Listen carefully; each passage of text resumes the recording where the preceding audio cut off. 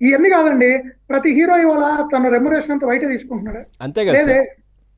ఏ hero తీసుకోడు, ఏ hero తీసుకోడండి. అలాగే ఇందాక నటికుమార్ గారు చెప్తున్నారు, సార్. ప్రొడ్యూసర్లు అందరూ ఇప్పుడు హీరోలు కానీ వీళ్ళందరూ ఇట్లా అంతా ఫెయిర్ గా ఉండాలి, ఫెయిర్ గా చేస్తే ఎట్లా ఉంటుందని. ఒకటి, ఇది ఈ రోజు కాదు, ఇది కొన్ని సంవత్సరాల తరబడి జరుగుతుంది ఇది ఇండస్ట్రీ. రెండోది, ఇక్కడ ప్రొడ్యూసరు హీరోని డైరెక్టర్ని ఒక కాంబినేషన్ సెట్ చేసిన కాడి నుంచి వాళ్ళ రెమ్యునరేషన్స్, వాళ్ళ సినిమాకి పెట్టబోయే ఖర్చు కాడి నుంచి, వాళ్ళు సెలెక్ట్ చేసుకునే ఆర్టిస్టుల కాడి నుంచి ప్రతిదీ కూడా as per director, as per hero suggestion ప్రకారం ఇక్కడ ప్రొడ్యూసర్ యాక్ట్ చేస్తున్నాడు. ప్రొడ్యూసర్ నువ్వు ఇలా యాక్ట్ చేయమని చెప్తుంది ఎవరండి? ఎవరూ లేదు.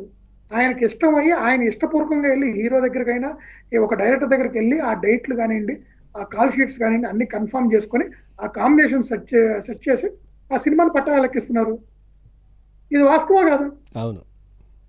ఇప్పుడు ఇక్కడ ఈ క్యాష్ ట్రాన్సాక్షన్ అనేది ఒకటి, ఒక సినిమా ఫీల్డ్ అని కాదండి, ప్రతి దాంట్లోనూ ఉన్నాయి. అది అందరికీ తెలుసు, మనం ఒప్పుకోలేము అంతే. ఎందుకు, ఇప్పుడు ల్యాండ్స్ ఉన్నాయి, మన ప్లాట్లు, విల్లాలు, లేకపోతే ఓపెన్ ల్యాండ్స్ కొనుక్కుంటున్నాం, వాటిల్లో జరగట్లేదా? ఓన్లీ 25-30% దాంట్లో వైట్ ఉంది, మిగతాదంతా క్యాష్లో జరుగుతుంది. అది అందరికీ తెలుసు.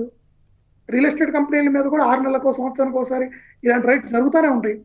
ఇక్కడ సింపుల్ అండి, 2 పెద్ద సినిమాలు వచ్చినాయి, ఆ సినిమాలకు వాళ్ళు ప్రకటించినటువంటి ఖర్చులు కానీ, ఇప్పుడు స్టేజ్ మీద, పబ్లిక్ స్టేజ్ మీద ఒక ఫంక్షన్ లో 5 పాటలకి 75 కోట్లు ఖర్చు పెట్టానని దిల్ రాజు గారు ప్రకటించారు. అవును. ఓపెన్ గా ప్రకటించారు. అవును. మా సినిమాకి 1800 నుంచి 1900 కోట్ల రూపాయలు కలెక్షన్స్ వచ్చినాయని మైత్రి మూవీ మేకర్ ప్రొడ్యూసర్స్ బహిరంగంగా ప్రకటించారు. చూపియాలి అవన్నీ. మరి వీళ్ళు ప్రకటించినప్పుడు ఎస్ మీరు అన్ని ప్రకటిస్తున్నారు, బానే ఉంది, మీ ఆదాయం ఎంత వచ్చింది, అంతే కదా. ఆ మిగిలిన ఖర్చులు బాగా మిగిలిన ఆదాయంలో 30% ట్యాక్స్ కట్టాలి, సో ఆ లెక్కలు మాకు చూపించండి అని ఈ రైట్స్ అండి. అంతే, ఏం లేదు. అంతే కదా ఇలాంటి సార్. రైట్స్ లోగడ కూడా పెద్ద సినిమాలు రిలీజ్ అయినప్పుడు, పెద్ద సినిమాలు రిలీజ్ అయినప్పుడు జరిగినాయి, అలానే ఇప్పుడు కూడా జరుగుతున్నాయి. ఇంకొకటి, ఇది టోటల్ టాలీవుడ్ మీద అయితే జరగట్లేదు, ఇది అబద్ధం. కేవలం గేమ్ చేంజర్ కి సంబంధించినటువంటి నిర్మాతలు, వాళ్ళకి సంబంధించినటువంటి ఫైనాన్షియర్లు, ఆ సినిమాని ఎవరైతే నిర్మించినటువంటి నిర్మాతలు ప్లస్ ఆ సినిమాకి ఫైనాన్స్ ఇచ్చినటువంటి వాళ్ళ మీద, అలానే మైత్రి మూవీ మేకర్స్ అంటే పుష్ప 2 నిర్మించినటువంటి నిర్మాతలు, దాంట్లో ఎవరైతే అంటే బహిరంగంగా తెలిసిన తెరచాటు ఉన్నటువంటి పార్ట్నర్స్ కానివ్వండి, ఫైనాన్షియర్స్ కానివ్వండి, వీటికి సంబంధించినటువంటి వాళ్ళు, వాళ్ళ కుటుంబ సభ్యులపై మాత్రమే జరుగుతుంది. ఇది వెరీ క్లియర్.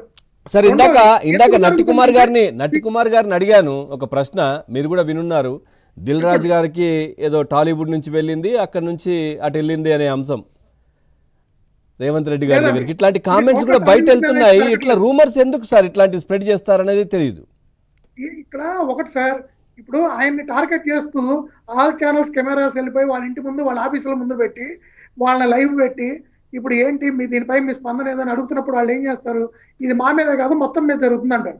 అప్పుడు ఆటోమేటిక్ ఏమవుతాయి, 4 కెమెరాలు ఎక్కడ ఉంటే 6 కెమెరాలు వేరే ఆఫీసులకు వెళ్ళి, వేరే ప్రొడ్యూసర్స్ ఇళ్ళకి వెళ్ళి అక్కడ ఏం జరుగుతుంది అని చెప్పి అక్కడ కాన్సన్ట్రేట్ చేస్తారు.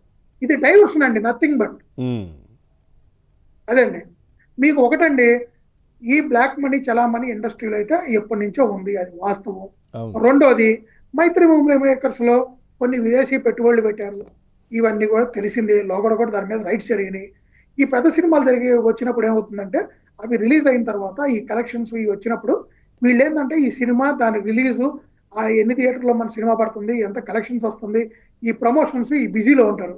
ఇలాంటప్పుడు రైట్స్ చేస్తే ఏంటంటే, వీళ్ళకి కొన్ని ఆధారాలు దొరికితే వాటిని బేస్ చేసుకొని ఏదైతే వీళ్ళు క్యాష్ రూపంలో అంటే అఫీషియల్ గా చూపించినటువంటి డాక్యుమెంట్స్, ప్రొడ్యూస్ చేయనటువంటి లెక్కలు ఏమైతే ఉన్నాయో వాటి నుంచి గవర్నమెంట్ కి రావాల్సినటువంటి జెన్యూన్ ట్యాక్సెస్ కలెక్ట్ చేయవచ్చు. ఆ రైట్స్ లో వాటిని స్వాధీనం చేసుకుంటే, ఆ కాగితాలు ఇవన్నీ వెరిఫై చేసుకొని వాళ్ళ ఆడిటర్స్ కానివ్వండి, వాళ్ళ అకౌంటెంట్స్ పట్టుకొని కూర్చోబెట్టి వాటికి సమాధానం చెప్పమని అడిగారు అనుకోండి. ఇప్పుడు అన్అఫిషియల్ డాక్యుమెంట్స్ దొరికినప్పుడు వాళ్ళకి సమాధానం ఎవరు చెప్పలేరు. అలాంటప్పుడు ఏం చేస్తారు, వాళ్ళకి ఫైన్ వేస్తారు, ఫైన్ కట్టమంటారు, ఇంత కాదు ఇంత కట్టలేమంటారు, కోర్టుకు వెళ్తారు, అది ఏదో జరుగుతుంది. ఫైనల్ గా ఏదైనా సరే 10 రూపాయలు కట్టాల్సింది కనీసం ₹7 వసూలు చేస్తారు. ఇప్పుడు ఎంతో కొంత, బట్ స్టిల్ అది పబ్లిక్ మనీయేగా. సార్ ఈ స్పెషల్ షోస్ కావచ్చు, లేదంటే బెనిఫిట్ షోస్ కావచ్చు, లేదంటే ఇట్లా టికెట్ల రేట్ల పెంపులు కావచ్చు, ఇట్లాంటి వాటిల్లో కూడా వస్తుంటాయి కదా సార్ చాలానే డబ్బు. ఖచ్చితంగా సార్, ప్రతి దాని మీద డబ్బు వస్తుంది సార్. ప్రతి దాని మీద డబ్బు వస్తుంది.